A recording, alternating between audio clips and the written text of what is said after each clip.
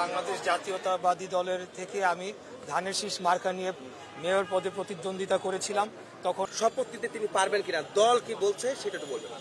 প্রথমত আমি বলবো যে আদালত সুবিচার করেছে এই মুহূর্তে, এই জন্য যে গণতন্ত্রের জন্য লড়াই এবং যে গণতন্ত্র সুবিচার ন্যায় বিচার নিশ্চিত করে সেটার পথে এখন আমরা এগিয়ে যাচ্ছি ফ্যাসিবাদের পতনের পথ থেকে। সেক্ষেত্রে আমি মনে করি আদালতের এই রায় গণতন্ত্রের পক্ষে এবং সুবিচারের পক্ষে একটা বিরাট বড় ধরনের রায়। আজকে এই রায়ের মাধ্যমে প্রকৌশলী ইশরাক প্রমাণিত হয়েছে যে সেই হচ্ছে জনগণের মেয়র ছিল, জনগণের অন্তরের মেয়র ছিল সে, এবং সেই হিসেবেই তার এই সুবিচার পাওয়া গেছে। এখন পরবর্তী যে কার্যক্রম সেটি হলো যে আমরা দলের প্রধানতম নেতা জনাব তারেক রহমান সাহেবকে এটা অবহিত করা হবে, অবহিত করার পর পরবর্তী কার্যক্রম শুরু করা হবে। সে শপথ নেওয়ার বিষয় এবং অন্যান্য যে প্রক্রিয়াগুলো আছে সেই প্রক্রিয়াগুলো শুরু হবে। রিজভী ভাই, আপনি যদি বলেন যে উত্তরেও কিন্তু ঢাকা উত্তর সিটি কর্পোরেশন নির্বাচনেও কিন্তু তাবেই তাওয়াল আপনাদের ধানের শীষের প্রতীকে নির্বাচন করেছিলেন একই সঙ্গে, সেখানে কিন্তু কার্যকরী অভিযোগের ট্রাইব্যুনালে মামলা করা হয়েছিল, সেই বিষয়ে এখনো কিন্তু কোনো ফয়সালা হয়নি। আপনারা কি মনে করেন তাবেই তাওয়াল কি সেভাবে ইশরাকের মতো তিনিও কি মেয়র হবেন?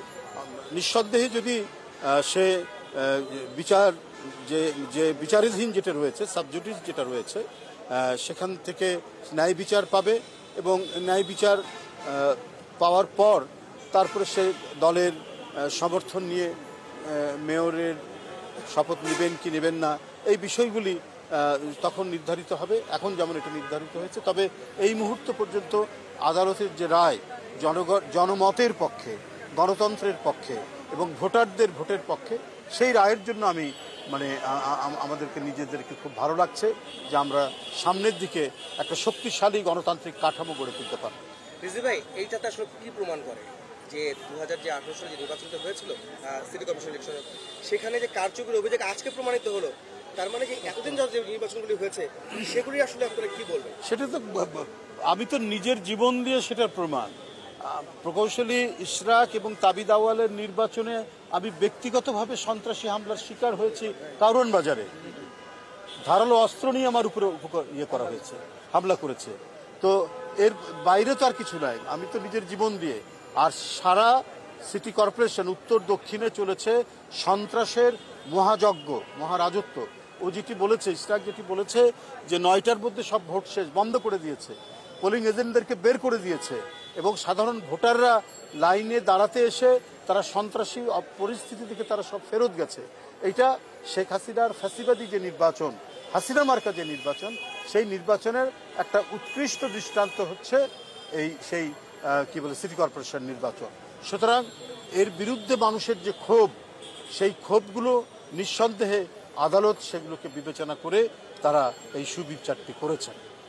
একটা গুরুত্বপূর্ণ প্রশ্ন আমি করবো, রিজভী আপনি যে থাকবেন, সেটা হচ্ছে যে এখন কথা উঠছে জাতীয় নির্বাচন আগে না স্থানীয় সরকার নির্বাচন আগে। এই মুহূর্তে আসলে আপনি কি মনে করেন স্থানীয় নির্বাচন খুব জরুরি নাকি জাতীয় নির্বাচন জরুরি?